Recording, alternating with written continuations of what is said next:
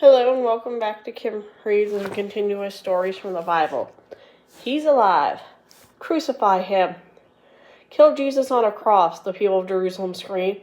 He claims to be the Son of God. Our law says he must die.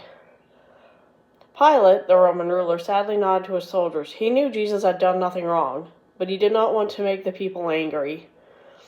The soldiers whipped Jesus with a leather strap tipped in metal.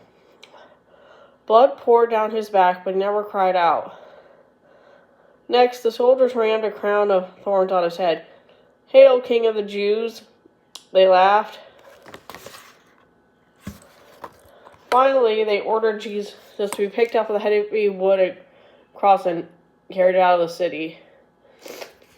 As Jesus staggered by, the people grew silent.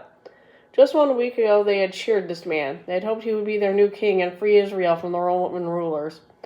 Only a few people understood that Jesus came to be a different kind of king, kingdom of heaven and earth. On a hill outside Jerusalem, soldiers nailed Jesus' feet and hands to a cross and raised it up. For hours, Jesus hung there, suffering the hot sun. "If you are God's son, save yourself," someone in the crowd teased.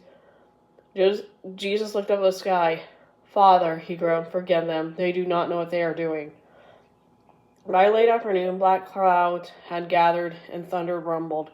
Jesus suddenly cried out in a loud voice, "It is finished! Father, I give you my spirit." The earth shook and darkness filled the sky. Jesus was dead. 3 days later, some women who had loved Jesus went to his tomb to wash his body and wrap it in grave clothes. There had been no time to do this on the day he died. "What will we do?" one woman cried, asked the others. "We have forgotten about the heavy stone over the door of the tomb. We cannot move it ourselves." "Perhaps the guard posted it there will help us," answered her friend. When the woman reached the tomb, they were amazed. The guards were gone and the tomb had been rolled away. Jesus' tomb was open, and a bright light shone all around. "Oh, sister, someone has stolen Jesus' body. How could anyone do such a terrible thing?" cried one of the women. Suddenly, a voice out of the bright light. "Are you looking for Jesus? He is not here. He has risen from death, just as he promised. Go tell the others." That night, the disciples gathered in a secret room. They were afraid the elders would punish them for following Jesus. The women had told them that morning about finding the empty tomb, but the men did not believe their story. One disciple said, "I will not believe Jesus is alive unless I can touch the nail holes in my bare hands." Then standing before them was Jesus. "Peace be with you. I am alive. Touch me and I believe."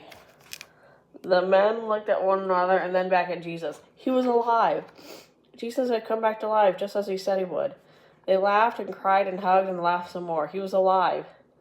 Jesus and his followers talked long into the night. The disciples had many questions for their Lord.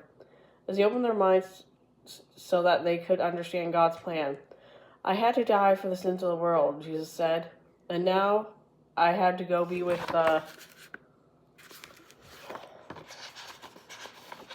Father. But I leave you with a task and a promise. Go tell people everywhere what I have taught you, and my spirit will be with you always, even until the end of the world." And that is the end of the Bible stories. Thanks for listening. Goodbye.